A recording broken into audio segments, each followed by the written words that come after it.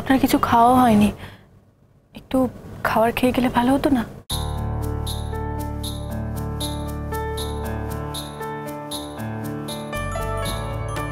আজ আমার মন প্রাণ সব ভরে আছে মোর। আজ আমার খিদে তৃষ্ণা কিচ্ছু নেই। তুমি বুঝতে পারছো না?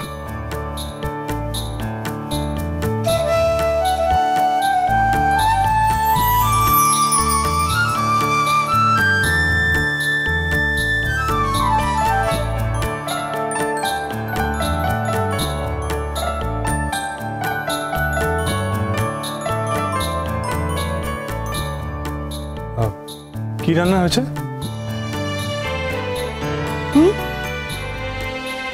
না, আমি তো জানতাম না তুমি আসবে। জানলে আমি মাটন করতাম। তুমি তো মাটন খেতে খুব ভালোবাসো।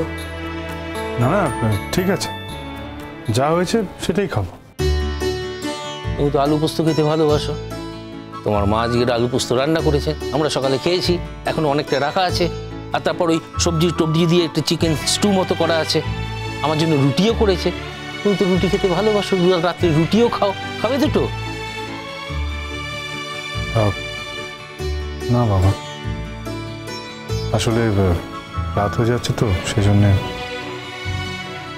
এমন করে বাবাটা কত কাল ডাকো নিশঙ্খ, এমন করে কথা কত দিন বলনি। মেয়েটা জাদু জানে। আমার ছেলেটাকে ওর জাদুর ছোঁয়াতে একটু একটু করে বদলে দিচ্ছে। হে ঈশ্বর, ভালো হোক, ভালো হোক। শঙ্খ ভালো থাকুক, সুখে থাকুক। সারাটা জীবন আমি তো এটাই চেয়েছি। আজও তাই চাই ঠাকুর।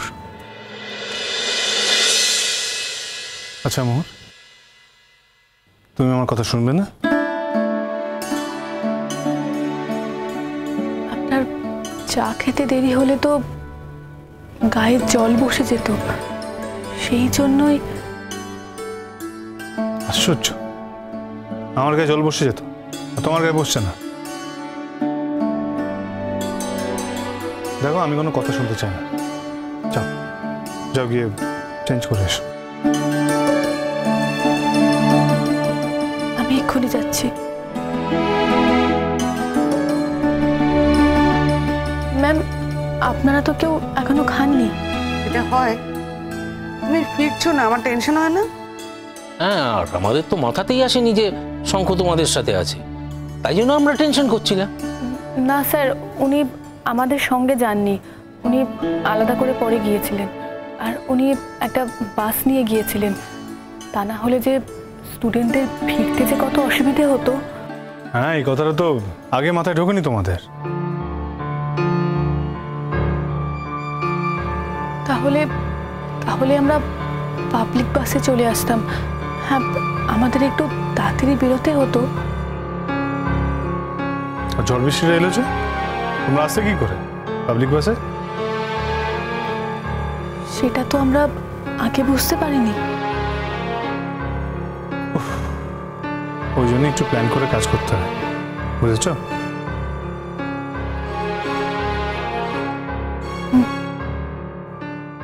তুমি বাস নিয়ে গেছিলে? হ্যাঁ, কলেজ থেকে এতগুলো স্টুডেন্টস অত দূরে গেছে, তাছাড়া এত ঝড় বৃষ্টি হলো তো ওদের তো একটা ফেরার ব্যবস্থা দরকার ছিল, তাই বাস নিয়ে, মানে আমি বাস নিয়ে গেছি। আমি কি বলছি শঙ্খ, বাকি স্টুডেন্ট তারা কি বাসেই ফিরেছে? মানে ওই ওখান থেকে। না না, আমিও বাসে ফিরছিলাম আসলে। হ্যাঁ, আসলে আমি একাই গাড়ি নিয়ে আসছিলাম, হঠাৎ আমার মাথাটা ঘুরে গেল এমন জোরে। আসলে এই শরীরটা ভালো ছিল না, এতটা গাড়ি চালিয়ে গেছি। দেখো শঙ্খ, তুমি তো আমার কোনো কথা শোনো না। এই সময় অতটা রাস্তা গাড়ি চালিয়ে যাওয়া তোমার কি উচিত হয়েছিল? আমি গাড়ি না গিয়ে কি করতাম? ওরা এক্স্যাক্টলি কোথায় গেছে সে লোকেশনটাও আমি জানতাম না। আমি তো খুঁজে খুঁজে ওদের কাছে গেছি, স্টুডেন্টদের ফোন করে করে। বাসটাই বা ওখানে কি করে পৌঁছতো? ছেলে মেয়েগুলো তো আসতো, ফিরতো ওরা। না না, তারপর তোমরা দুজনে এক হলে কি করে? না আমি ওনার গাড়ি দেখতে পেলাম না, তাই। তারপর না মানে আসলে আমার মাথাটা খুব রিল করছিল, আমি তো এই গাড়িটা নিয়ে এক জায়গায় স্টে করে গেলাম। তাছাড়া অত ঝড় হচ্ছিল, বিদ্যুৎ চমকাচ্ছিল, আমি সেফ মনে করলাম না ড্রাইভ করাটা। তারপরে হঠাৎ দেখি দূর থেকে কে একজন আসছে, পরে বুঝলাম যে ওটা মোহরই ছিল। হ্যাঁ মানে ও ভেবেছে যে ওদের বাসের সঙ্গে সঙ্গে যাওয়ার কথা, তো ওদের গাড়িটা দেখতে পায়নি, তো কিছু কিছু প্রবলেম হয়েছে, ও দেখতে চলে এসেছিল। তো তো ঠিকই করেছে, তুমি তো বলছো তোমার মাথাটা ঘুরছিল। হ্যাঁ ভাগ্যি খেয়াল করলো, তাই তোমাকে দেখে শুনে আনতে পারলো। মাথা ঘুরছিল, মাথা ঘুরছিল। আরে দাঁড়াও ভাই, কি করছো তুমি? আরে বসো। আরে না না, আবার যদি মাথা ঘুরে না তো। আরে বসো না, বসো বসো বসো বসো। এই এক মিনিট কি বললে? ও আমাকে নিয়ে এসছে, আমি ওকে নিয়ে আসিনি, আমি আমি আমি তোকে ড্রাইভ করে নিয়ে এলাম।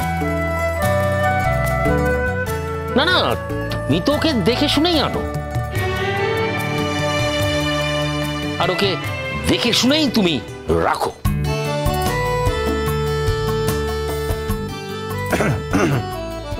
না না, আমি তো সব স্টুডেন্টকে সব সময় দেখে শুনে রাখি।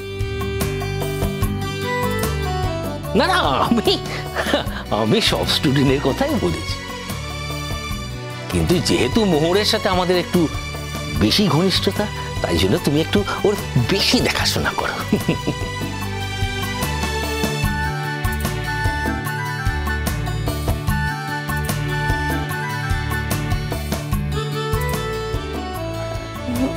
না, গাড়িটা পেছনে আসছিল, তারপর হঠাৎ দেখতে পেলাম না, তাই।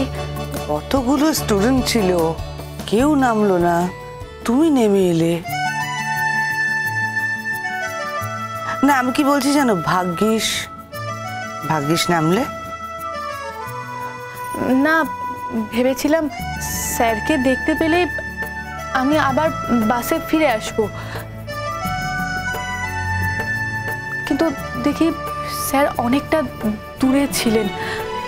তাছাড়া শাশ্বতী অবশ্য আমাকে ফোন করে খবর নিয়েছিল। তারপর তারপর তারপর মানে ও যখন আমার গাড়িতে এসে তখন ও ভিজেই এসছে, তা আবার ওই ভিজে অবস্থা অত দূর ও বাসে ফিরবে? আমি বললাম যে আমি তো কলকাতাতেই ফিরছি, তুমি গাড়িতে চলো, আমি তোমাকে ড্রপ করে দেবো। আর ওদেরকে বললাম যে ওরা বাসে করে সাবধানে ফিরে যাক। হ্যাঁ আচ্ছা আচ্ছা শঙ্খ, এই ঘটনাটা মানে ওই বৃষ্টি টিষ্টি হওয়াগুলো ওটা ঠিক কখন ঘটেছে বলো তো? ওই সন্ধেবেলা। সন্ধেবেলা? আচ্ছা তাহলে তোমরা তো খুব বেশি দূর যাওনি, এই তো ডায়মন্ড হারবারের কাছেই গেছিলে। সন্ধ্যা থেকে রাত 11:30 বেজে গেল তোমার বাড়িতে ফিরতে, এতক্ষণ কোথায় ছিলে?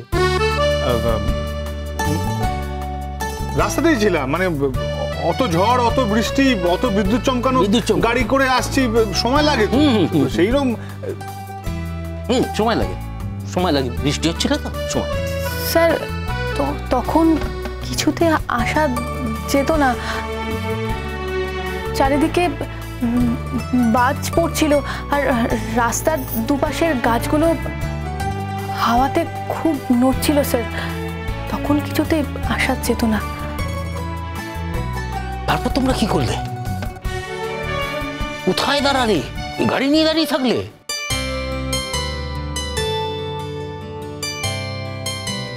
না না, ওই যে বললাম কাছে একটা মন্দির ছিল। ও হো, তোমরা মন্দিরে গিয়েছিলে? মন্দিরে গেছিলাম মানে কি, আমি বাধ্য হয়ে গিয়েছিলাম, শেল্টার নিতে গিয়েছিলাম। ও বাবা, তারপর ওই অত ঘন্টা ওই মন্দিরেই আটকে থাকতে হলো?